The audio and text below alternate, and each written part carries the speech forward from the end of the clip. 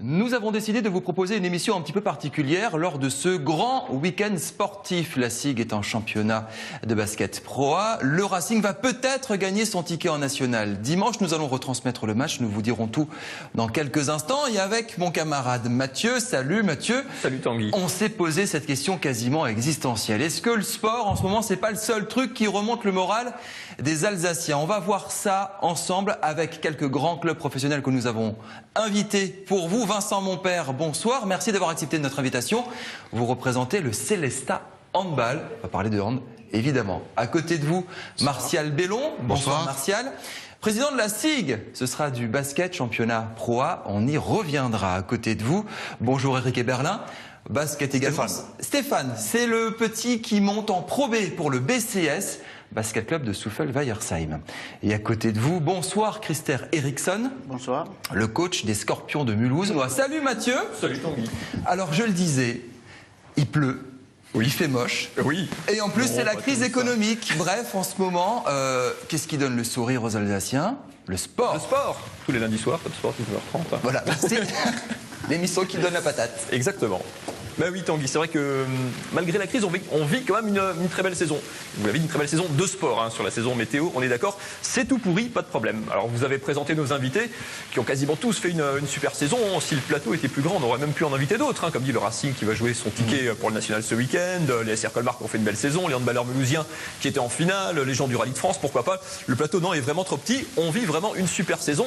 C'est pas tous les jours le cas, c'est vrai. En tout cas, cette année, vraiment, non, on est gâtés. Et puis non seulement il y a des résultats, mais en plus, les salles sont pleines. J'ai regardé la SIG handball ce soir, match 2 contre Nanterre, c'est à guichet fermé. Le handball à Célestat, eh bien, ils remplissent leur salle à la Célestat, mais quand ils viennent jouer au Rhenus, c'est pareil, guichet fermé, parfois même un mois avant.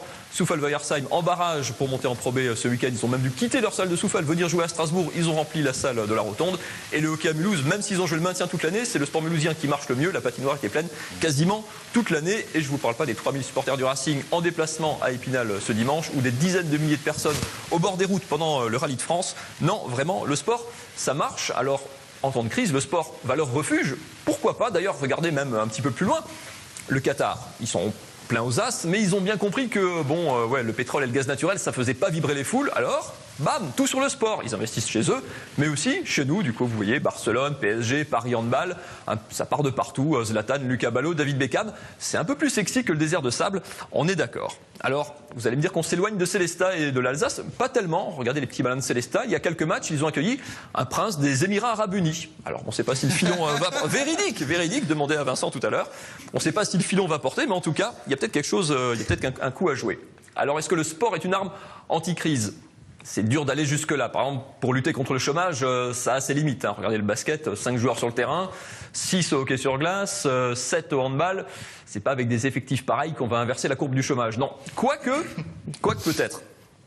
En plus, oui, non, c'est vrai que quand vous regardez les effectifs de près, alors des Américains à la SIG, des Hongrois, des Serbes, des Polonais au handball, au hockey sur glace, des Suédois, des Slovaques. Alors pour l'Europe, c'est super, pour le symbole, c'est génial.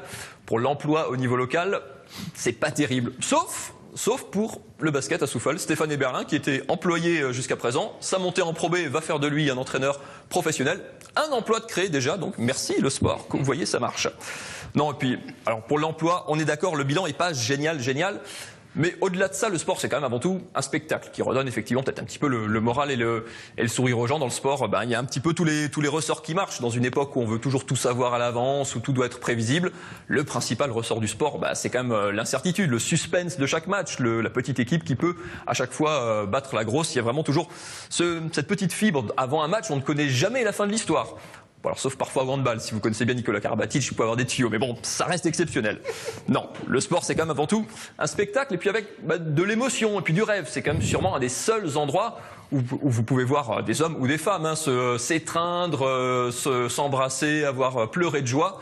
Non, c'est vraiment... Alors oui, si on voit ça dans les mairies aussi parfois maintenant, mais ça, c'est assez nouveau. Merci beaucoup, Mathieu. Vincent, première question, est-ce que vous allez être acheté par les Émirats Arabes Unis? On est en discussion, très sincèrement. C'est vrai que le prince est venu à Célestat il y a un peu plus d'un mois. Absolument pas pour le handball, pour ses affaires personnelles. Et comme il a vu un match de qualité. On l'a croisé, on l'a invité à assister à un match et Il a pris beaucoup de plaisir. Et finalement, on l'a rencontré la semaine suivante. Et on a commencé à discuter. Donc là, on est en discussion. C'est toujours pas fait. Loin pas fait, mais en tout cas, on est effectivement en discussion. Dans l'hypothèse où il y aurait une manne de pétrodollars à Célestat, est-ce que ça changerait véritablement la face du club du jour au lendemain? Comme ce qu'on peut voir là maintenant à Monaco, le PSG d'une saison à l'autre. Ah, ça pourrait changer pas mal de choses. Dit-il avec un énorme sur le plan financier, forcément. Hein, et on sait qu'aujourd'hui, les finances dans les clubs professionnels, c'est le nerf de la guerre. Oui. Mais ce qu'on lui a dit, c'est qu'on avait l'ambition quand même de garder l'âme du club. À Célestin, c'est un grand club familial qui sait être professionnel dans les moments importants.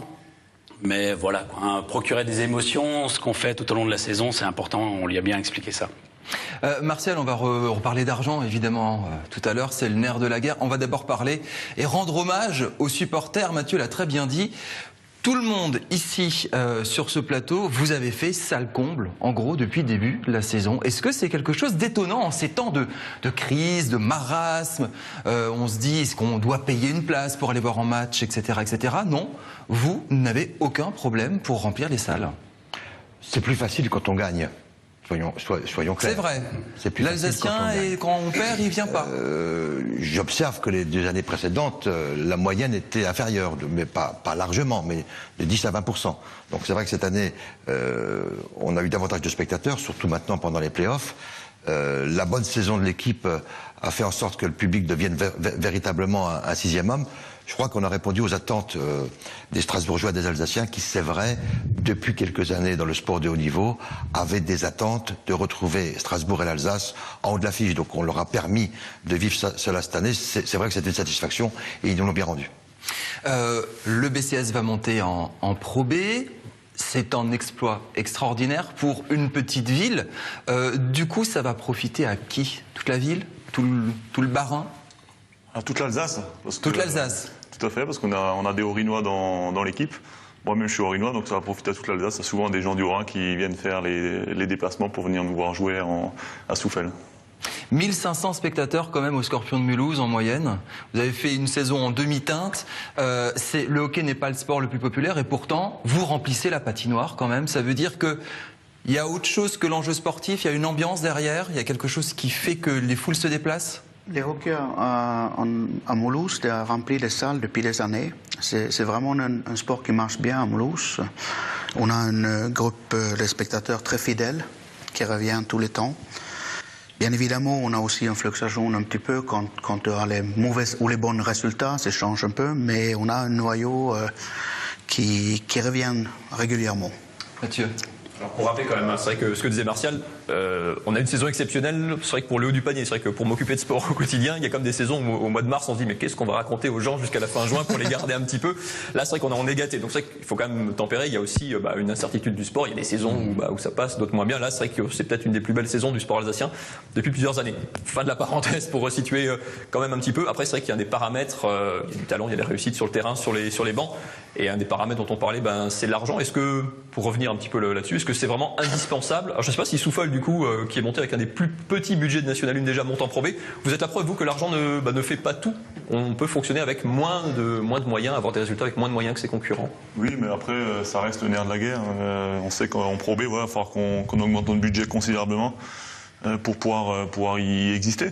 Maintenant, c'est sûr qu'on véhicule certaines valeurs qui nous permettent de réussir sans avoir forcément le plus gros budget de la division. Ça veut dire que vous allez recruter de nouveaux joueurs, avoir de nouveaux partenaires. Vous êtes déjà coincé par la salle, donc il n'y a pas un problème d'infrastructure. C'est quoi vos défis dans les prochaines semaines? Le premier défi, effectivement, c'est la salle. Donc on en pour parler avec la mairie de Strasbourg par rapport à la rotonde. Après, le deuxième défi, c'est augmenter le budget. Donc forcément, ça passe par les collectifs, mais également par les sponsors privés. Et donc là, on envoie une armée de commerciaux ramener et rameuter les partenaires?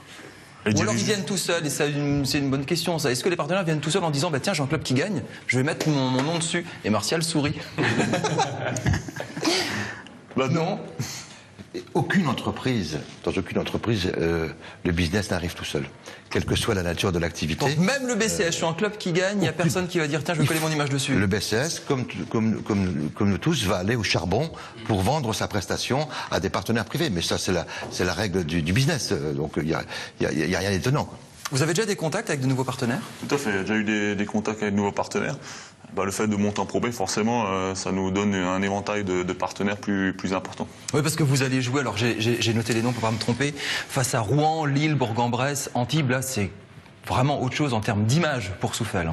Oui, c'est sûr que c'est vraiment autre chose. Et nous, notre petite commune de 7000 habitants, c'est sûr qu'on sera le petit poussé par rapport à ça, mais voilà, on va véhiculer nos valeurs et avec un groupe qui va bouger, mais pas beaucoup, vraiment garder l'ossature.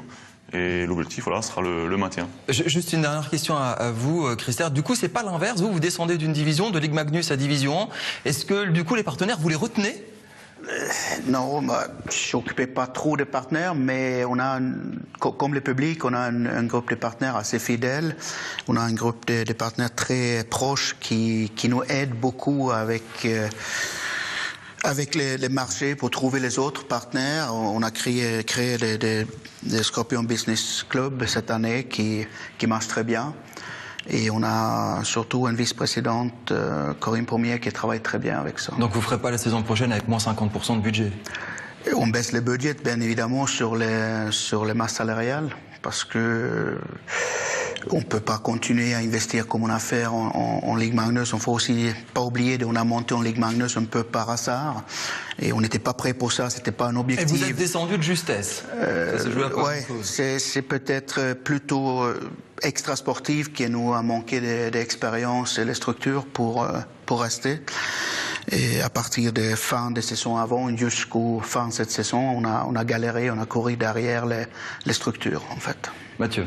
On disait que la crise n'avait pas eu beaucoup d'impact sur la fréquentation des salles, même si elles sont un peu indexées sur le résultat aussi, mais les gens viennent toujours voir du sport, quel qu'il soit. Est-ce que par contre les entreprises, vous le sentez, quand vous cherchez des sponsors les uns les autres, les entreprises, elles sont impactées, c'est plus dur d'avoir de l'argent, du sponsoring, et même il y a des engagements qu'on avait signés quelques années auparavant qui sont durs à être tenus. Ça, c'est une réalité par contre que les clubs rencontrent véritablement. Ça a incontestablement été difficile cette saison. J'avais d'ailleurs lancé un appel par voie de presse en début d'année pour conserver des joueurs. On a réussi à boucler grâce à la générosité de certains partenaires et de quelques nouveaux. Mais il faut qu'on soit réaliste. On parle de sport de haut niveau pour l'Alsace. Nous sommes des nains. Nous sommes des nains. Il faut que tout le monde se mobilise pour que nous ayons durablement des grands clubs. Comparé à qui? À des équipes comme Paris, Lyon, dans d'autres grandes villes? Et comparé à d'autres pays d'Europe, à notre voisin par exemple. Je crois que nous sommes en concurrence. À partir du moment où on fait du sport professionnel, nous sommes en concurrence contre d'autres grandes villes, contre nos voisins. Quand on accède au niveau européen, nous allons peut-être, si le sort est de notre côté dans les prochains jours, jouer une grande compétition européenne avec un budget de l'ordre de 5 à 5 millions et demi. La moyenne des clubs qui vont le jouer sera de 8 millions. Ceux qui seront dans le final 16 est de 12 millions. Nous sommes au niveau européen des nains. Donc nous devons peut-être réfléchir tous ensemble au niveau de l'Alsace à avoir collectivement, avec les collectivités qui font déjà beaucoup leur job, et je crois qu'il faut qu'on le souligne, mais les entreprises et le public, à avoir une vraie stratégie multisport pour avoir des grands clubs. Nous en sommes encore loin. Nous avons réussi cette année à avoir de bons résultats, tous avec des budgets moyens. Nous n'avons que le 8e budget de la Ligue cette année, la SIG. Donc d'ores et déjà, j'annonce qu'il sera difficile de faire aussi bien l'année prochaine. Et si on veut des clubs qui durent... Porteur de la SIG, écoutez bien, ne vous enflammez pas.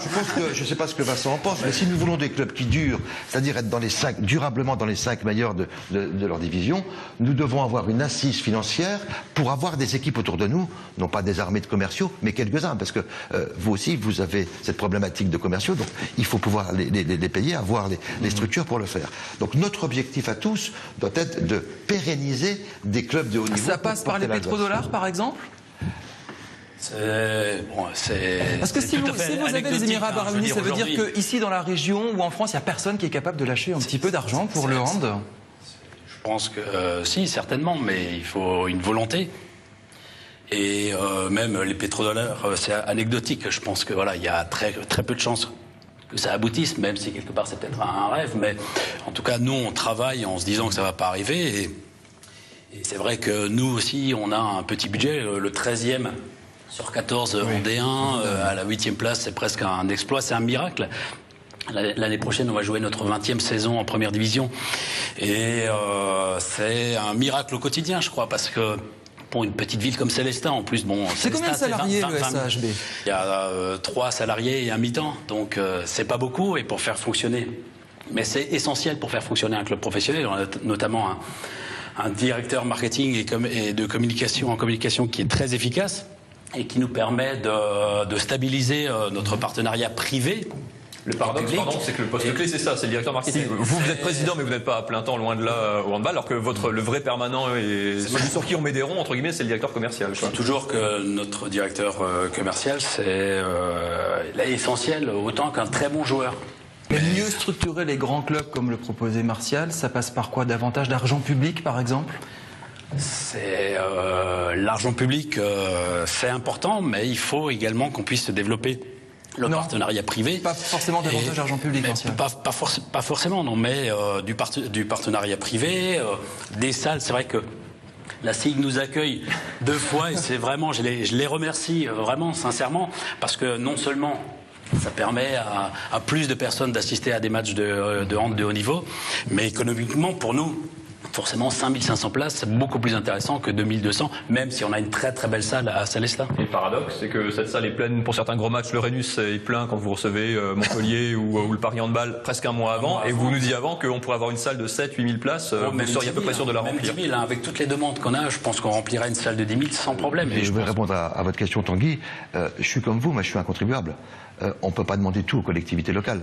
Je pense objectivement qu'elles font beaucoup pour le sport. Dans d'autres régions, on fait davantage, mais elles font déjà beaucoup.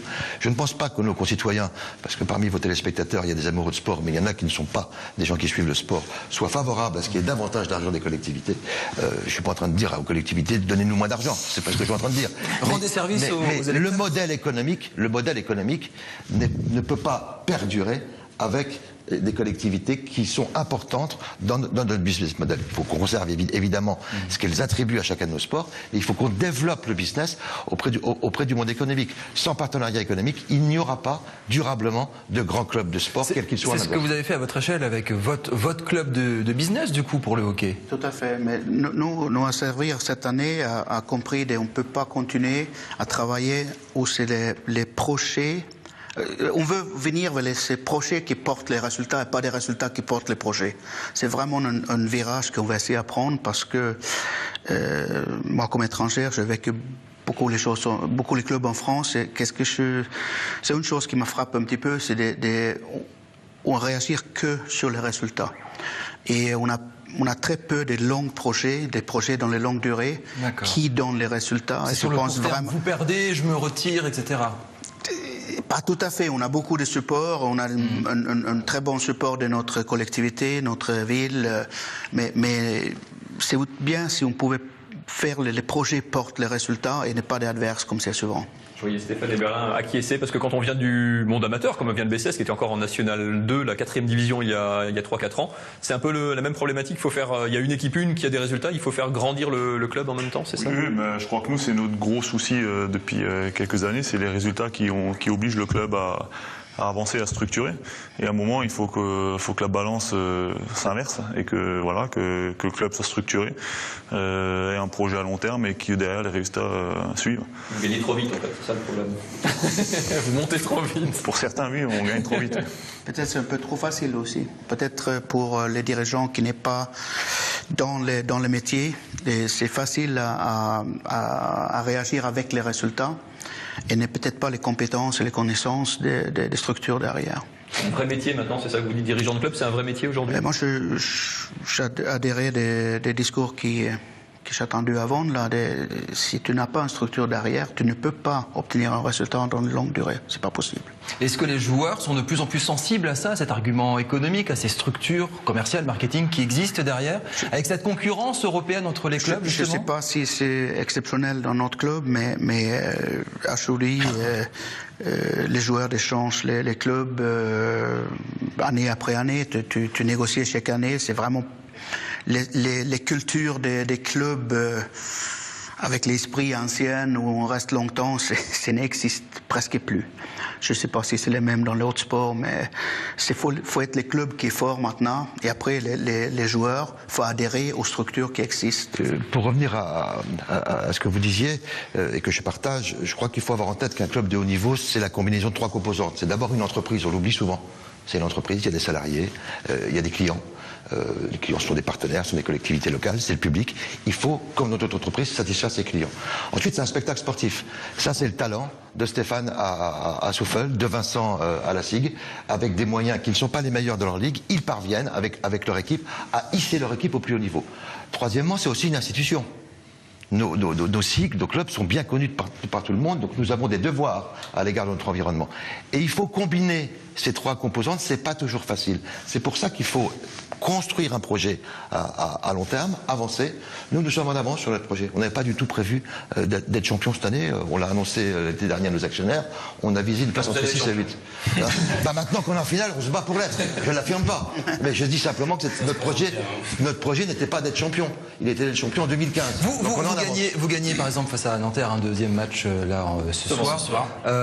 Ça va changer quoi? Même question qu'avant avec Vincent. Ça va changer quoi pour la SIG la saison prochaine? Ça veut dire qu'il va y avoir un afflux d'argent de nouveaux joueurs ou on reste sur le projet défini et on ne dépense pas l'argent à tout craint? Je ne répondrai pas à votre question parce qu'il faudra attendre le 3e match. Hein. D'accord. Ça, c'est le premier point. Sur le projet, on va rester sur le projet et j'annonce d'ores et déjà maintenant que notre objectif, c'est d'être dans les 5 premiers l'année prochaine. Voilà. Et on poursuit notre objectif de faire le mieux que nous pourrons en Euroleague et on va se démener pour faire augmenter le budget. Mais on m'a appris il y a quelques jours que les droits télé, 600 000 € de l'Euroleague, n'étaient pas garantis pour l'année prochaine. Donc vous êtes obligé de gérer en fonction de ça. La Pro B, c'est une manne financière supplémentaire pour vous, j'imagine. Vous l'avez déjà chiffré, vous avez déjà imaginé des postes de communication, de dépenses et d'investissement pour ce fameux projet qu'on est tous en train de dire c'est important? Des postes de dépenses, oui, effectivement, il y en a plus, ça c'est sûr. Déjà, les entraîneurs à plein temps, donc première chose. Il est très cher. Les joueurs sont plus chers aussi.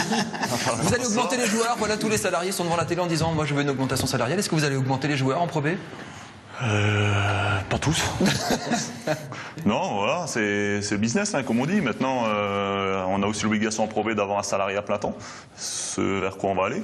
Donc oui, il faut qu'on se développe et maintenant, il va falloir qu'on développe les structures, effectivement, avant de continuer à développer le sportif. C'est des charges en plus, on peut résumer, c'est quand même des charges en plus au départ, avant d'être des recettes en plus quand même. Ah, c'est sûr, c'est des charges en plus et nous, si on veut avoir des recettes en plus, ça passe par la salle. Donc il vous faut absolument une grande salle, quoi. Bah, il nous faut une salle avec plus d'espace, plus de qualité d'accueil, parce que... Enfin, faites pas la gueule, hein, vous êtes quand même en Pro B, hein, c'est quand même bien. Ah, bien sûr, non, c'est une belle aventure. Maintenant, voilà, si on veut bien la vivre, il faut mettre des choses en place pour pas avoir une saison très difficile l'année prochaine. On parlait de concurrence tout à l'heure en Europe, les salles, quand vous dites jouer en Allemagne, Suisse, Italie, ailleurs, c'est quoi les jauges par rapport à la vôtre? C'est surtout l'Allemagne hein, qui a une dizaine d'arénas de plus de 10 000 places. En France, on a Bercy et on a l'aréna de Montpellier et prochainement une aréna à Dunkerque. Ça va faire 3 contre 10, ouais, mais il en faudrait beaucoup plus en France. Qu'est-ce qui se développe? C'est des grands clubs au niveau européen. Je ne vais pas aller voir Barcelone ou le Real, mais Paris, le Bayern, des grands clubs omnisports. Je ne sais pas s'il faut faire ça en Alsace. Moi, je n'affirme pas tout seul péremptoirement qu'on doit avoir ça en Alsace. Mais si nous voulons, par rapport à votre question, avoir des clubs de haut niveau qui durent, il faudra probablement engager une réflexion de cette nature pour avoir une marque commune, peu importe laquelle, qui fera qu'en Alsace, nous aurons un grand club omnisport. Je suis d'accord avec Martial, ce ne sera pas forcément comme à Paris, à Barcelone ou Madrid, le club omnisport de la ville. Mais un club omnisport de la région serait une belle perspective. On parle de basket, on parle de hand, on parle de hockey, on parle de culture, là, à ce moment-là, de culture sportive. Il y a encore cette monoculture du foot, ici, que vous ressentez, Stéphane? C'est sûr que le foot est très présent. On voit le Racing qui était en CFA2 l'an dernier, qui est capable de mettre 15 000 personnes dans son stade. Et puis on voit même dans les quotidiens régionaux, ils sont omniprésents. Trop présents? Trop, je sais pas, voilà. Mais moi je pense que d'autres sports sont pas assez présents dans les quotidiens régionaux. Et donc voilà, maintenant, voilà, le foot, c'est culturel depuis des années. Hein. Il prend le devant de la scène. Et en plus, maintenant, avec l'arrivée du Qatar au niveau de Paris, on a un grand club français, ça c'est très bien. Et c'est ce vers quoi on doit aller, c'est avoir voilà, 2-3 locomotives qui vont pouvoir tirer le reste des clubs. Mais il faut qu'on arrive à le faire maintenant dans nos sports à nous, le basket, le hockey et le hand. Même si le hand, avec Paris, eh ben, on y arrive aussi. Vincent, il y a cette monoculture du foot encore? Oui, mais bon, le foot reste... Pas tellement à Célestat. Hein. Je serais incapable de citer le nom d'un club de football à Célestat, pour être tout à fait honnête.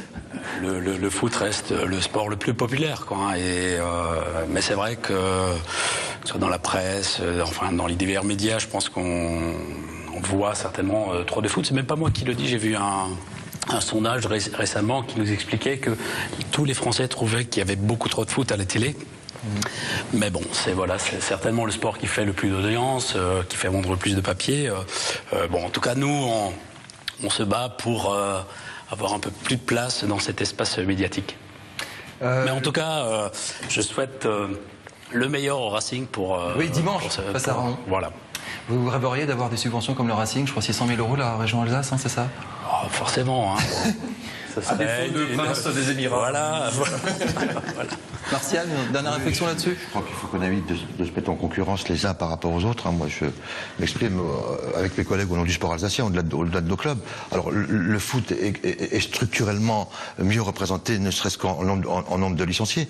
C'est incontestable, mais même si en forme de boutade, je me plais parfois rappeler que le sport collectif le plus pratiqué au monde, c'est le basket, à cause des États-Unis et de la Chine. Mais c'est pas le cas en Alsace. Et la réalité, c'est que le football est ce qu'il est. Après, il appartient à chaque acteur, y compris à la presse, de voir le rôle que les uns et les autres doivent jouer. Mais je suis un homme qui est pour le principe de la rue commerçante. Hein. Plus il y a de magasins dans la rue, plus il y a de visiteurs. Donc je crois qu'on doit être solidaire, et c'est bien de nous avoir réunis avec des sports différents aujourd'hui. On doit être solidaire pour porter un projet collectif sur le sport, parce qu'on n'y arrivera pas seul dans notre coin. Allez, merci beaucoup d'avoir participé à cette émission. On a bien compris le message. Un projet collectif pour l'Alsace entière, Mathieu, pour les sports, pour peut-être demain en faire une grande région sportive beaucoup plus qu'aujourd'hui. Merci au hand, merci au basket à Strasbourg, merci au basket à Souffel. Bonne chance pour la Pro B, bonne chance pour la Division 1 en hockey mulhousien.